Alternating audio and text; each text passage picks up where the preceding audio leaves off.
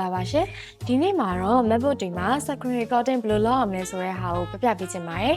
ရုပ်ရှင်ကြည့်နေတဲ့အခါမှာကိုကြိုက်တဲ့ movie clip လေးတွေကိုတင်ဆက်ထားခြင်းလို့ပဲဖြစ်ဖြစ်အရေးကြီးရဲ့ online meeting တွေလုပ်တဲ့အခါမှာ data တွေမလွတ်သွားအောင်လို့ recording ယူထားခြင်းလို့ပဲဖြစ်ဖြစ် MacBook မှာ screen recording လုပ်လို့ရပါတယ်နော်MacBook တွေမှာ screen recording ပြုလုပ်ချင်တယ်ဆိုရင်တော့ shortcut key ဖြစ်တဲ့ Shift Command 5ကိုတွိုင်းနှိပ်ပေးလိုက်ပါ